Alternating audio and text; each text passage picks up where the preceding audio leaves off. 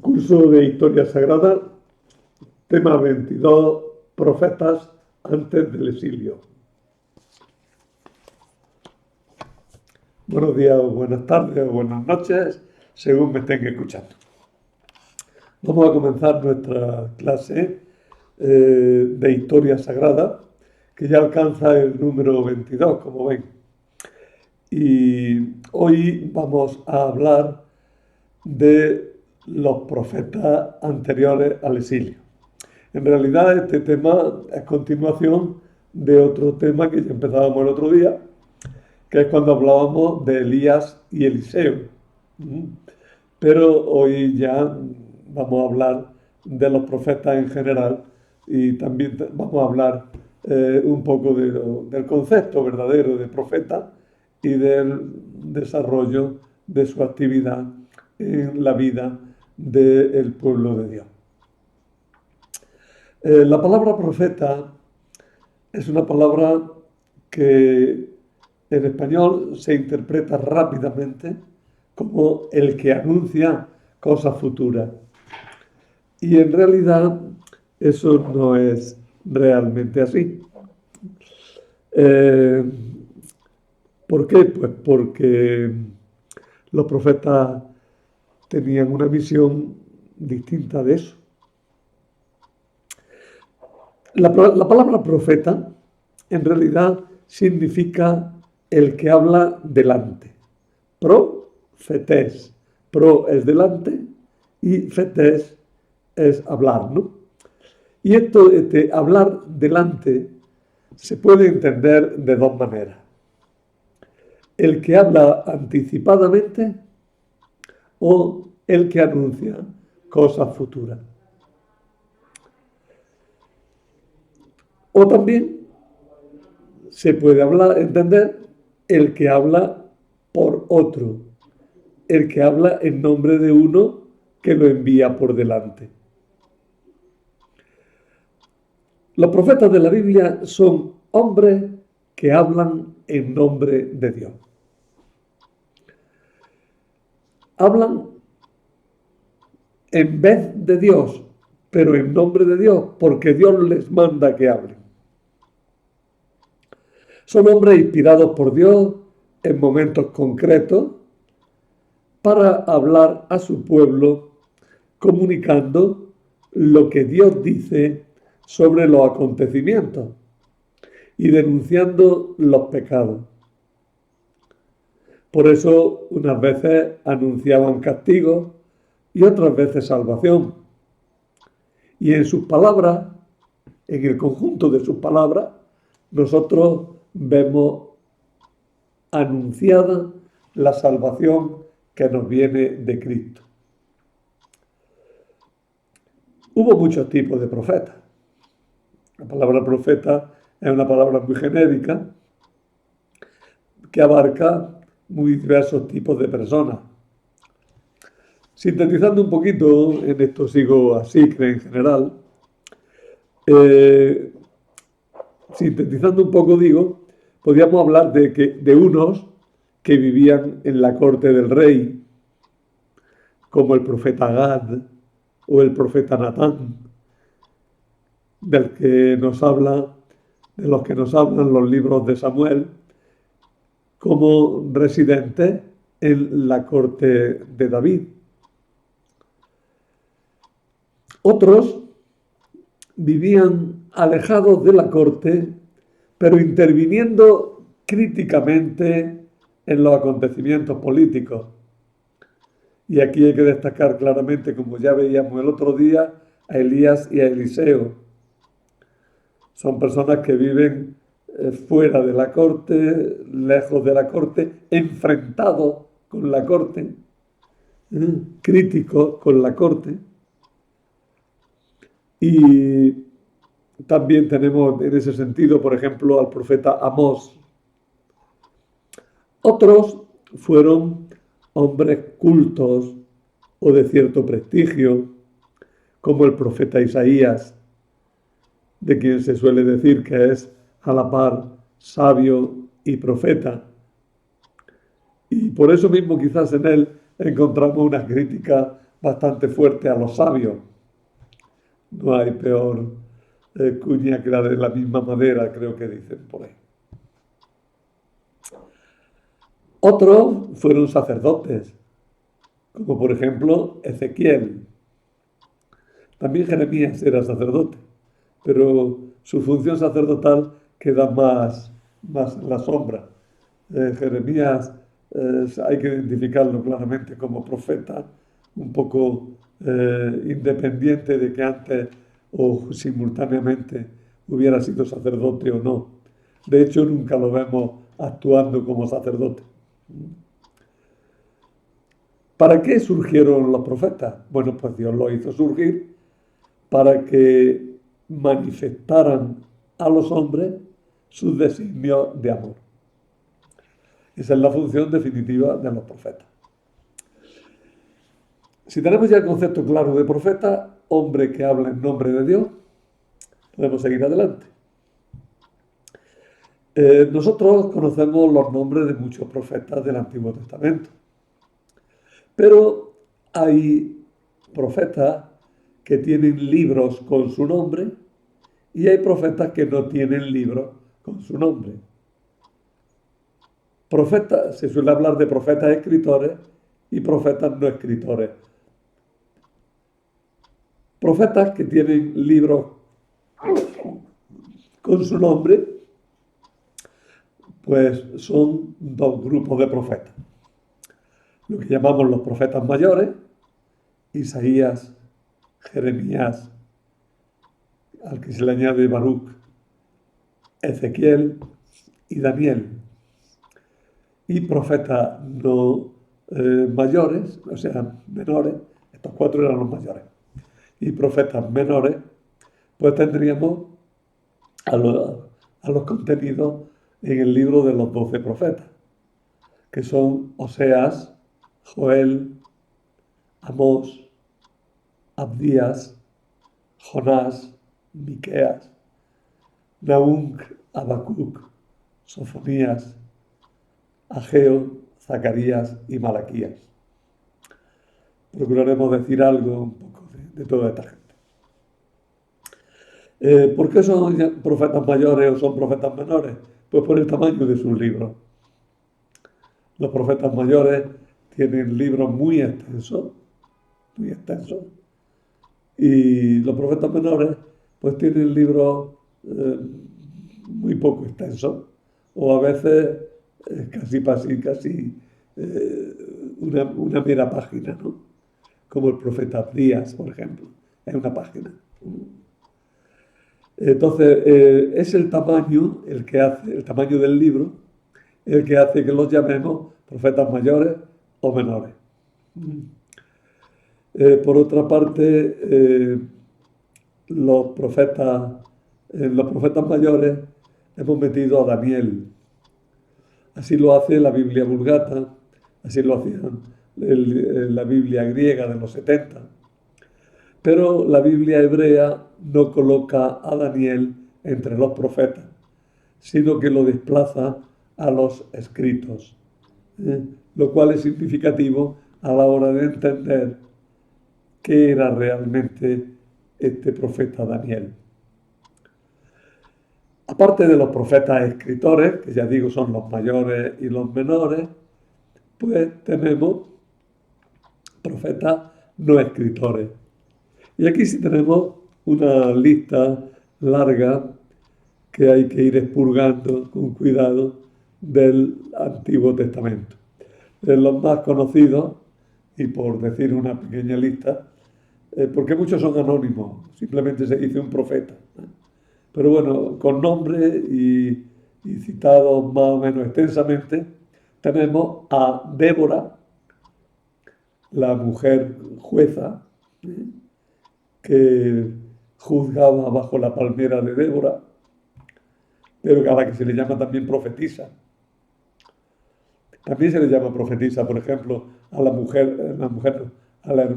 hermana de Moisés, a María, ¿no? Miriam. Se le llama también la profetisa. Está luego el profeta Samuel Y Samuel X tiene 2 libros, pero no son 2 libros proféticos de Samuel. Son 2 libros que han recibido el nombre de Samuel, de los cuales el primero, en la primera parte, sí que trata ampliamente de este personaje, pero no en tanto en cuanto que da oráculos, sino en tanto en cuanto que es un hombre de Dios, ¿eh? que recibe el mandato divino de consagrar como reyes primero a Saúl y luego a David, y que tuvo también funciones muy complejas, de sacerdote, de juez, de legislador de alguna manera, jefe del ejército, líder, ¿no?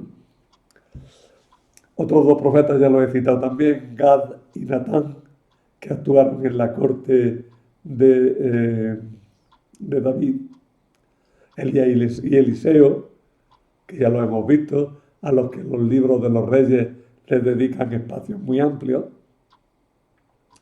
Luego, Jehú ben Hananí, Agías de Silo, Miqueas ben Gilda, la profetisa Hulda. Hay una buena lista de personajes que fueron profetas, aunque no conservemos oráculos de ellos o no conservemos relatos sobre ellos. Bueno, la palabra oráculo significa dicho de un profeta, es decir, lo que un profeta dice en nombre de Dios. Cuando lo dice de forma expresa, oráculo del Señor, está diciendo, esto lo dice el Señor. Bueno, tenemos así, por tanto, que profetas había de personas de muchos tipos. Luego se suele hablar a veces también de profetas cultuales, profetas que trabajaban en el templo. A veces se dice que Habacuc era uno de estos. Profetas que recibieron más o menos sorpresivamente su llamada. Por ejemplo, Amós, ¿no? En fin, hay muchos tipos de personas que reciben el nombre de profeta. Y vamos a hablar un poquillo de todo este ambiente, ¿no? Dios los llamó. Eso es lo fundamental en ello. Dios los llamó. La misión que Dios les encomendaba les parecía superior a su fuerza.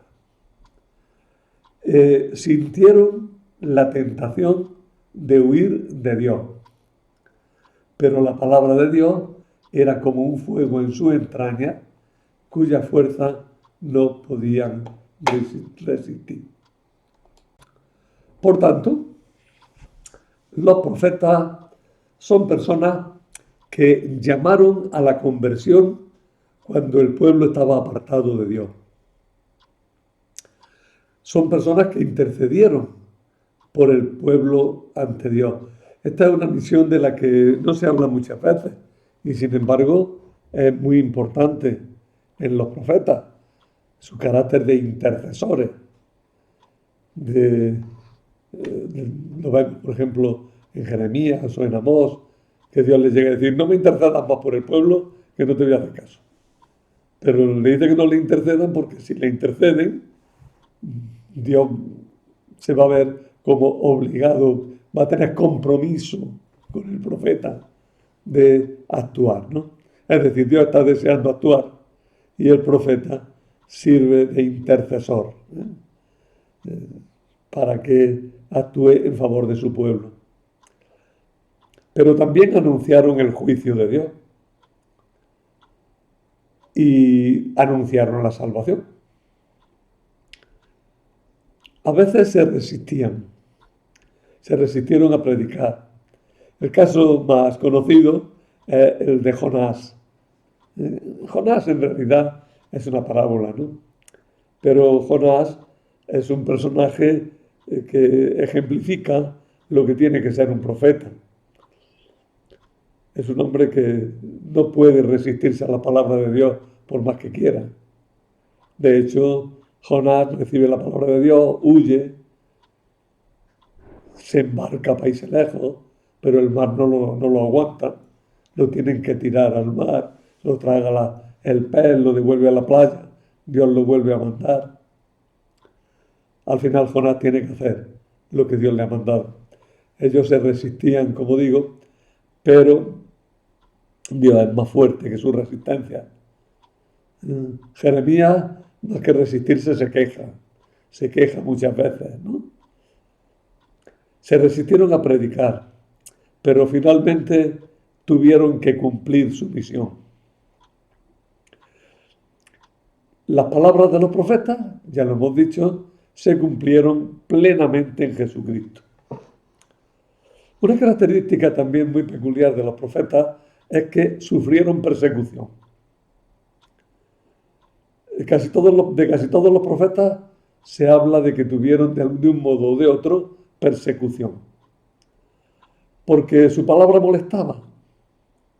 Molestaba a los poderosos, molestaba incluso a la gente, molestaba a su ambiente. Muchos murieron asesinados o en el destierro. Y esa idea de que los profetas morían víctimas de sus paisanos la expresa el mismo Jesús cuando dice a cuál de los profetas no mataron vuestros padres, ¿no?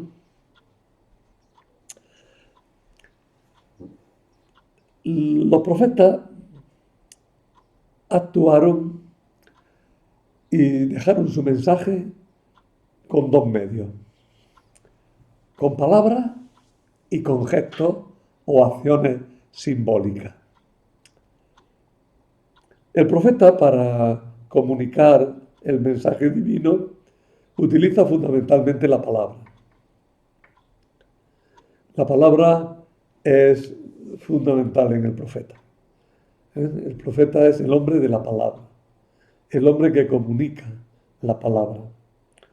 Y esa palabra se transmite utilizando los más diversos géneros literarios. Por eso los profetas utilizaron parábolas, alegorías. Bueno, ¿en qué se diferencia una parábola de una alegoría? Aquí nos llevaría un poquillo rato decirlo, pero un poco simplemente para que lo entendáis. La parábola hay que entenderla globalmente, como un conjunto. Es el conjunto de lo narrado, el conjunto como tal, el que expresa una idea. Así, por ejemplo, yendo a las parábolas del Señor, la parábola del hijo pródigo, ¿no? Hay que cogerla. Sí, podemos decir el Padre es Dios, el Hijo somos nosotros, el mayor es no sé qué, pero no.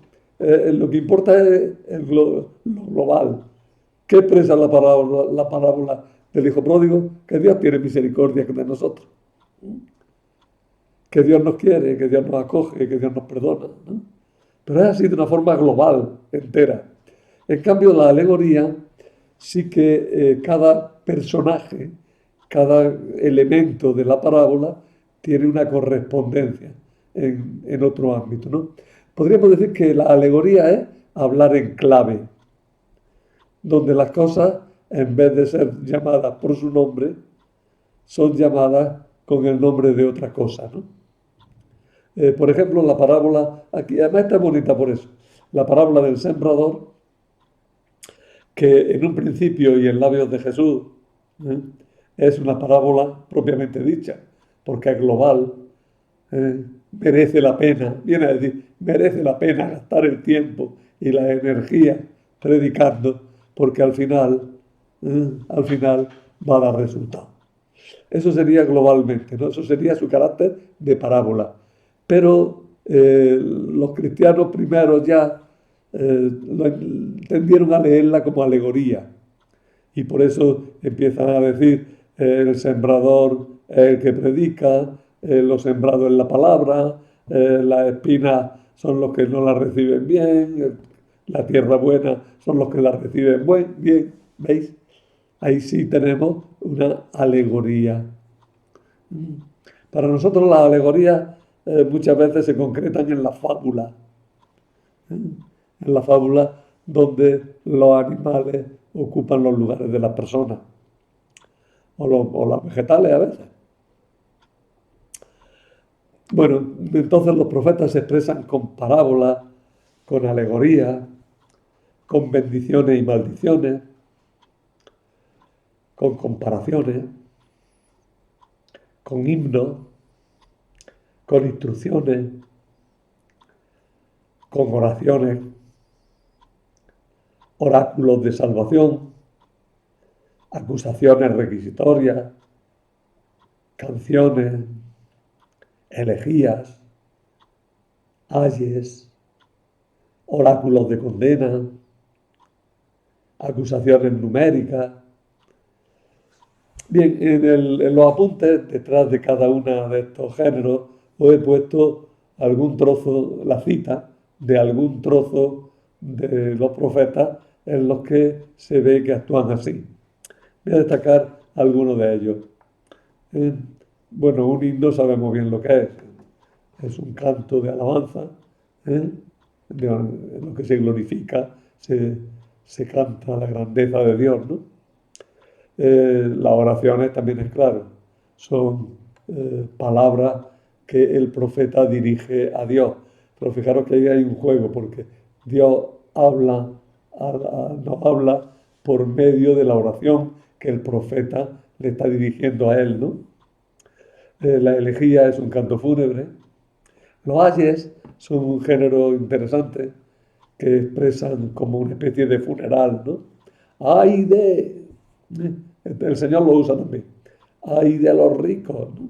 ¡Ay de los que son de los que comen bien y beben bien! ¿No? ¡Ay de vosotros, escribas y fariseos! El ay es una palabra tremenda, ¿eh? Porque viene a ser una afirmación de ya estás muerto, ¿eh? Ahí es la palabra que expresa como un funeral resumido. Decir ahí del que actúa así, es decir, que actúa así ya está muerto, ¿no? Bueno, las acciones numéricas son curiosas porque por 3 cosas condenaré a Judá y por 4 no lo perdonaré. ¿Eh? Y muchas veces es simplemente una expresión, porque luego no se usan ni 3 ni 4, ¿no? Pero aparecen con números, ¿no? Así, ¿no? Bien, hasta ahí palabras. Esto requeriría un estudio muy largo. Cada una de estas expresiones pues merecería casi un capítulo, ¿no? Pero bien, ya tenemos formas de hablar de los profetas que son muy variadas. Luego tenemos, además de las formas de hablar, tenemos las acciones simbólicas. ¿Qué son las acciones simbólicas? Pues son gestos significativos. En vez de decir algo, se hace un gesto, se hace alguna acción, se hace algún movimiento, se pone un vestido, hay muchas cosas, ¿no? O de vestido. Por ejemplo, tenemos que Agías, el profeta Agías, coge un manto y lo rompe. Lo rompe en varios pedazos. ¿Qué está significando? Pues, bueno, en el contexto hay que verlo. Y en el contexto concreto de Agías, el manto significa el reino. Y el reino, pues, se va a dividir. Jeremías rompe una jarra. Va a casa del alfarero, coge un cacharro, ¡plum! Y lo tira, y lo rompe, ¿no? ¿Qué significa? Pues me está diciendo claramente, Dios va a hacer eso con vosotros. Vosotros sois obra de Dios, como la jarra es obra del alfarero. Y cuando la jarra sale mal, se rompe. Y se deja. Y se hace una nueva. ¿Eh? Es un gesto simbólico. Cuando vieron a Jeremías romper la jarra, pues se llevaron un buen susto, ¿eh? Porque es que está diciéndole que Dios va a hacer eso con vosotros, ¿eh? Ezequiel hace muchos gestos, muchos. Son muy famosos muchos, ¿no? Tiene, por ejemplo, pinta un mapa, un mapa, una ciudad, sus murallas. ¿Eh? ¿Qué es lo que está diciendo? Pues está expresando que Jerusalén va a ser conquistada. Raciona su comida, significando que todos van a tener que racionar su comida porque van a pasar hambre. Se afeita, expresando luto, juega con una espada, se queda mudo, se le muere a la mujer y no hace luto. Es decir, en Ezequiel tenemos muchas acciones simbólicas, con las cuales está hablando, está expresando alguna realidad. Otro que actúa haciendo gestos a veces es Isaías. Hay uno que es muy importante, ¿no? Se dice que Isaías camina desnudo por la ciudad. Tener en cuenta que Isaías, lo hemos dicho antes, era un personaje importante, era de la buena clase, era un personaje noble de alguna manera, un sabio, una persona respetada en la ciudad. Y de pronto se pone a andar desnudo por la ciudad y dicen, ¿todo este qué le pasa, no? ¿Qué quiere decirnos con eso, no? Con estos medios de hacer gestos, están reforzando el anuncio de la palabra divina y muchas veces están planteando como un enigma para que lo ven sepan resolverlo y resolviéndolo, pues acojan la palabra de Dios y se puedan salvar o por lo menos puedan tener cuidado con el peligro que les acecha por sus mismos pecados. Habría que hablar mucho de todos estos gestos, pero no extrañe, hay muchas acciones proféticas, simbólicas en los profetas. Un elemento muy importante cuando hablamos de los profetas es su vocación. Hemos dicho ya que el profeta es un hombre llamado por Dios. La Biblia se nos cuenta la llamada a varios profetas. De algunos sencillamente se nos dice que fueron llamados, de otros se nos cuenta cómo. Conocemos, por ejemplo, la llamada a Samuel, que fue cuando era muy pequeño, muy joven, está en la casa, ¿no? Está acostado, está durmiendo, se despierta porque oye una voz que le dice Samuel, Samuel. Él cree que lo están llamando el sacerdote que está en una habitación cercana. Acude hasta que al final se da cuenta que es Dios quien lo está llamando, ¿no? Y Dios entonces, cuando ya lo reconoce el muchacho, pues le da su mensaje. También conocemos la vocación de Eliseo, que es una vocación mediante la llamada de Isaías, de Elías. Elías pasa a su lado y le dice que se vaya con él, ¿no? Entonces Eliseo dice, sí, bueno, pero como me ves, estoy aquí arando, voy a ir a despedirme de mi familia, pues ven, despídete. Pero se despide y vuelve con Elías. También se nos habla de que Amós fue llamado. Ahora bien, de Isaías, Jeremías y Ezequiel tenemos relatos más pormenorizados de su llamada. Relatos en los que se expresa más cuidadosamente cómo fueron llamados. Isaías nos narra su vocación en el capítulo 6, 1 al 13. El profeta está en el templo y allí contempla la gloria de Dios, del Dios que da la vida, y experimenta a Dios como el santo que supera totalmente al hombre. Fijaros que ya la misma ambientación pues es muy impactante, porque de pronto, estando en el templo, Isaías pues contempla lo que realmente hay allí, pero no puede verse con los ojos de la carne habitualmente y ve la gloria de Dios, ve a Dios todo glorioso, imponente, ¿eh? Como creador y dador de vida, lo ve rodeado de ángeles que no se dignan mirarlo, con un fuego que le rodea, ¿no? Y esa experiencia de la grandeza de Dios lo impresiona fuertemente. Entonces Isaías se reconoce indigno, incapaz para la misión, pero a la par disponible.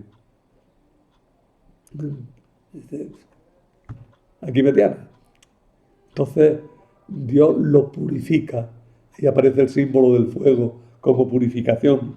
Con un ascua le toca los labios, los purifica, lo hace santo, o sea, lo introduce en la santidad. La profecía introduce entonces al profeta en la santidad de Dios.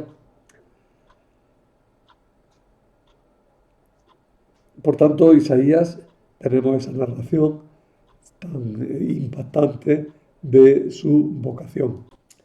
En el caso de Jeremías, nos encontramos el relato más importante de los relatos de vocación. Lo vamos a leer entero. Entonces me fue dirigida la palabra del Señor en estos términos. Antes de que yo te formara en el seno materno, te conocía. Antes de que nacieras, te tenía consagrado. Yo te constituí profeta de las naciones.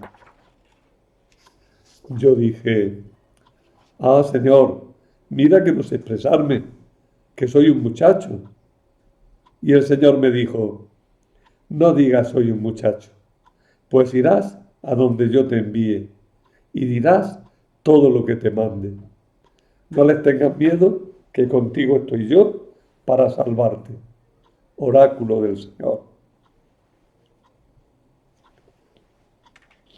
Entonces el Señor alargó su mano, tocó mi boca.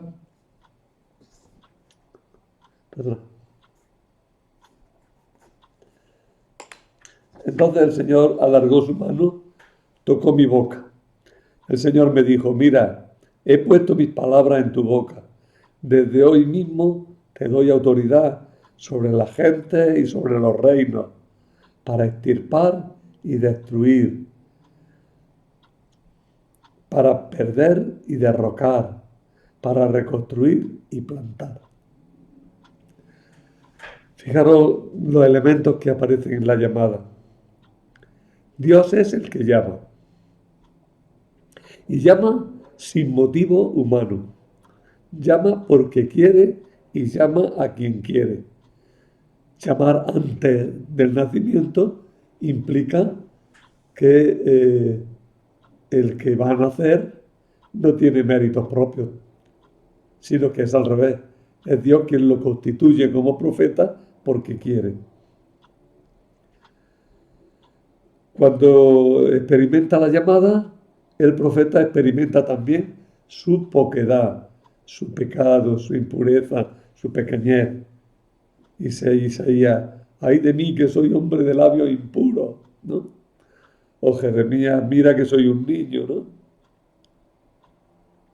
El llamado sabe que no es capaz de realizar su misión y Dios entonces le promete su asistencia. La misión que recibe hace al hombre, a la persona, la hace instrumento de Dios y quedan descartadas las motivaciones o los intereses propios del profeta. El profeta queda absolutamente en manos de Dios como instrumento de Dios. Y por último, la misión tiene un elemento negativo de anuncio de castigo en muchas ocasiones y un aspecto positivo de anuncio de la salvación. El profeta está llamado para hacer caer en la cuenta de que las cosas van bien o van mal porque hay una postura en el pueblo, en las personas que hay que corregir, pero a la par siempre no solo anuncia castigo, sino que siempre anuncia también salvación. Hemos visto dos de las vocaciones, pero hay que decir algo, la de Isaías y Jeremías, pero quiero decir algo también de la de Ezequiel. La de Ezequiel es larga, muy compleja, y la voy a resumir en muy poco. Estaba a orillas del río Quebar, en Babilonia, y ve a Dios que le comunica su palabra y lo arrebata para que cumpla su misión.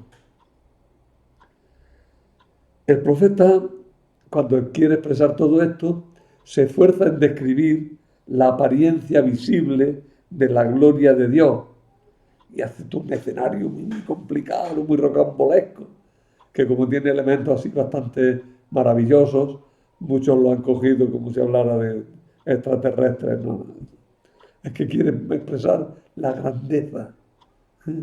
Lo sorprendente, de Dios. Se esfuerza en describir la apariencia visible de la gloria de Dios y también expresa su asimilación del mensaje divino con un gesto muy curioso, que es comiéndose el libro que Dios le da. El libro que tiene el mensaje de Dios, Ezequiel lo asimila y luego, pues, una vez que lo tiene asimilado, pues puede transmitir lo que ha asimilado. Por tanto, hay una experiencia que se hace vida propia y hay una expresión de esa experiencia que ha sido concedida por Dios. Y ahora, una vez que ya hemos visto así estos aspectos genéricos, más o menos amplios de los profetas, voy a decir algo de algunos de estos profetas. En primer lugar, voy un poco, llevo mi orden, pero no es ahora la ocasión de justificarlo despacio. Empiezo por Amós. Amós era de Tecoa, que es una ciudad cercana a Jerusalén, es una ciudad de Judá. Sin embargo, Amós predicó en Israel, es decir, en el reino del norte, en la época en la que en el norte reinaba el rey Jeroboam II, cuando ya el reino, cuando el reino estaba en un esplendor más aparente que real, y poco tiempo después todo se vino abajo, ¿eh? Y duró ya poco tiempo después, y fue cuando los asirios ya presionaban sobre el país. Por tanto, Amós predicó en Israel en época de Jeroboam II hasta que fue expulsado del país. Denunció el lujo, denunció la injusticia, el falso culto a Dios, anunció el castigo inminente, exigió la conversión, pero Amós, que tiene una gran riqueza de expresión, se ha quedado en nuestra memoria y por lo que leemos claramente, como el profeta de la justicia social. Es el profeta que deja claro que a Dios no le da igual la miseria de los pobres, que a Dios no le da igual la explotación de los débiles, sino que Dios va a exigir cuenta de esa explotación y de esa miseria. Por eso critica el lujo, no el lujo en sí mismo, sino el lujo en cuanto que es expresión de un desprecio del débil, es expresión de un aprovecharse del débil para los propios intereses. Por eso Amós predicará en contra de los poderosos de Israel que se vengan de él y consiguen que lo expulsen del país. Oseas, mira cómo lo interpreta la crónica de de Nuremberg al profeta Oseas, el señor grueso que hay ahí. ¿Eh? Bueno, es una interpretación del siglo XV nuestro. ¿Eh? Oseas predicó en Israel también, pero él era israelita. Y predicó también por la misma época, hacia fines del reinado de Jeroboam II. Y su ministerio duró luego más, hasta la caída de Samaria. Denunció con fuerza la falta de fidelidad a Dios y el culto idolátrico. También atacó la vana confianza en la riqueza y en las alianzas políticas. Criticó la corrupción reinante en la sociedad, el culto vacío de contenido, el culto sin una postura ética. Tuvo una visión muy crítica del pasado de Israel. Criticó, por ejemplo, muy fuertemente al rey Jehú, que en los libros de los reyes aparece como un rey yavista, como un rey que restaura la religión de Yahvé frente a la corrupción de los reyes descendientes de Omri, ¿no? Pero Oseas lo critica por haber sido sanguinario, por haber hecho una terrible matanza de gente, ¿no? Y sin embargo, contrariamente a todo esto, introdujo un tema muy importante en la Biblia, un tema que luego dará muchísimo juego, el tema del amor conyugal de Dios por Israel. Dios es como un esposo que ama a su pueblo Israel, pero además con una característica, es un esposo engañado, al que Israel no le es fiel. Y por tanto, las relaciones de Dios con el pueblo van a estar marcados siempre por esta infidelidad, que ya digo, se expresa en términos matrimoniales. Luego Jeremías también tomará este tema con mucha intensidad, otros profetas, ¿eh? Y el mismo Evangelio de San Juan estará escrito en esta clave matrimonial de Dios con la humanidad. No olvidéis que el Evangelio de San Juan empieza con unas bodas, las bodas de Caná, en las que entra Jesús, que es Dios mismo hecho hombre, ¿no? Y acaba con un sepulcro que se describe como la habitación de unos novios, ¿no? Como un tálamo nupcial, ¿no? Eso no llevaría rato a explicarlo, pero es así. Lo que quiero decir es que el tema del matrimonial lo introduce Oseas, en la Biblia, partiendo de su propia experiencia. Parece que su mujer lo engañó y ese sufrimiento y ese preguntarse por la situación que estaba pasando es lo que le llevó a expresar su experiencia del amor de Dios como un amor también engañado, un amor despreciado y traicionado. Luego tenemos una pareja de profetas muy desigual, que es Miqueas e Isaías. En un librito que tenía por ahí decía una frase nomás para definirlo: Miqueas en el campo, Isaías en la ciudad. Bueno, pues define bastante. Miqueas, lo que pasa es que Miqueas es un libro muy corto y Isaías es un libro muy largo. Isaías, o sea, vamos a empezar por Miqueas. Miqueas surgió en la época de la caída de Samaria, pero predicó ya en Judá.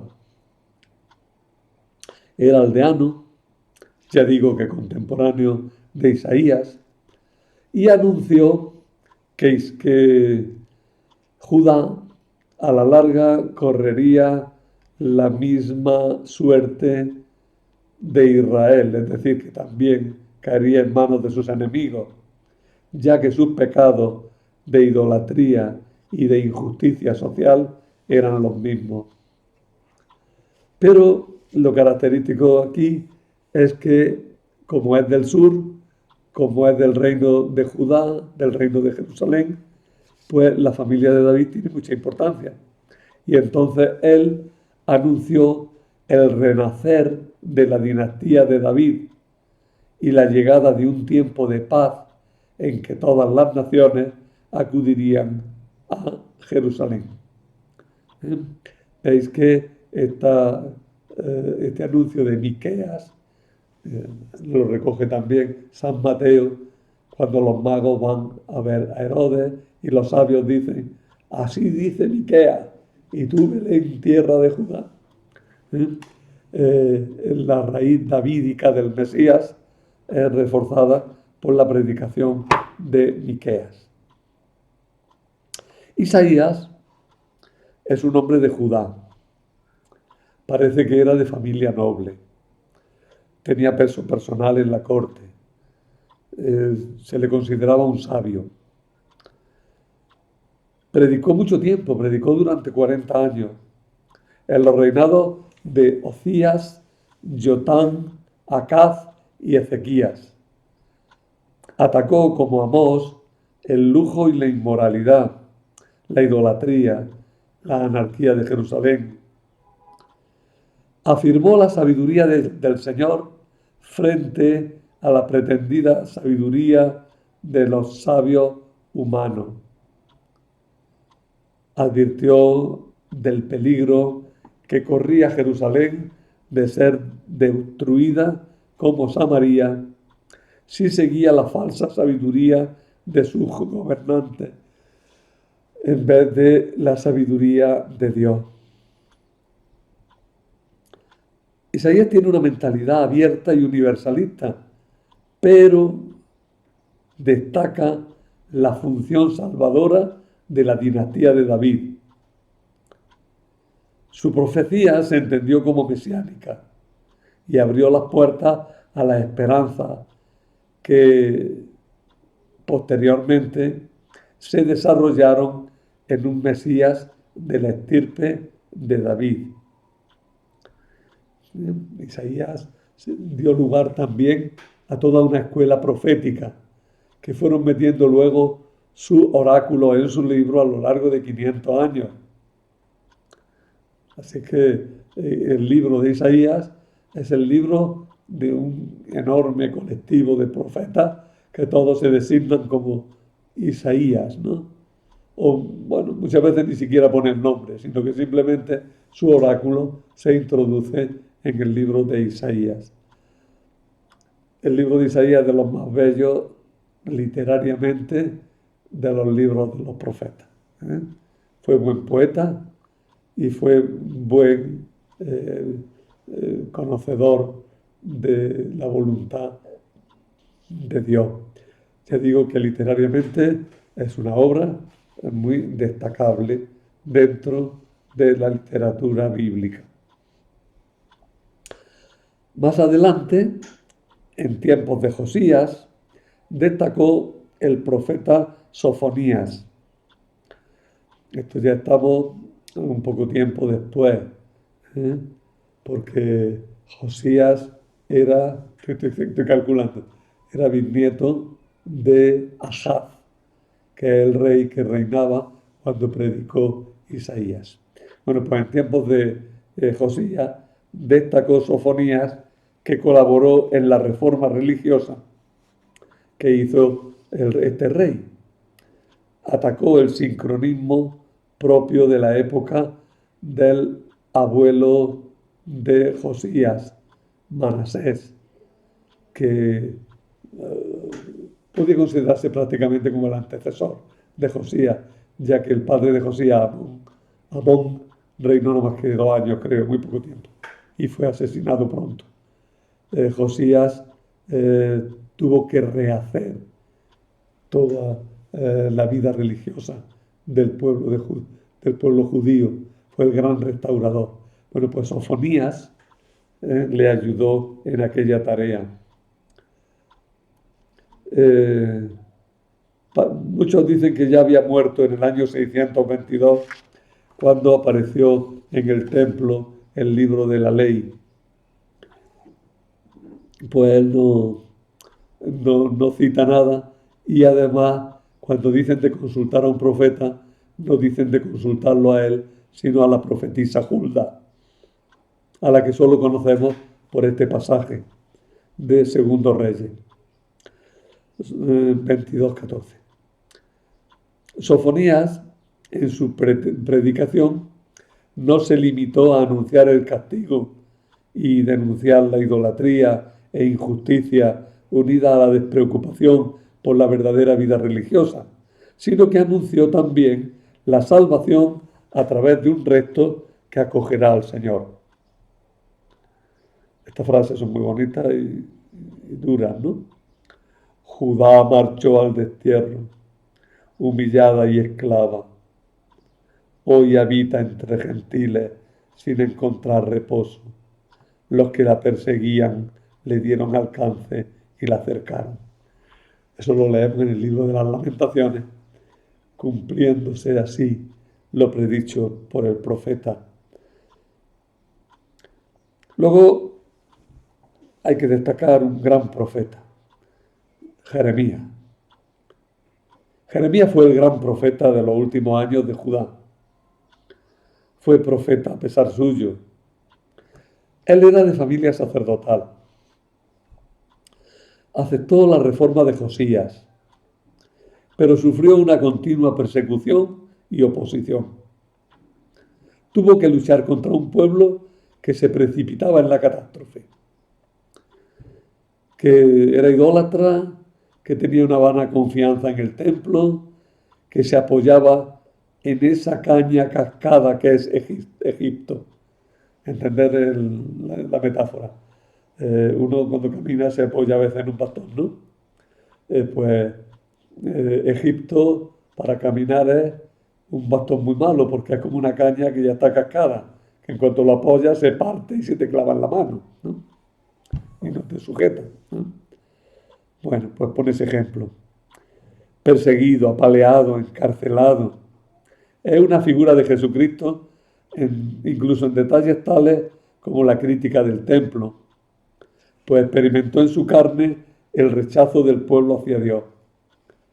Es por otra parte también profeta que anuncia salvación y esperanza. Acabó sus días en Egipto después de la caída de Jerusalén, cuando Jerusalén fue conquistada por Nabucodonosor el año 586 a.C.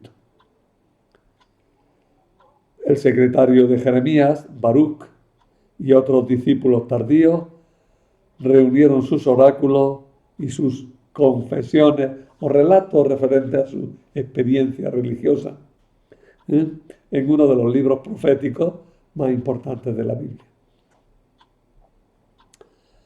Me queda hablar de dos profetas muy rápidamente.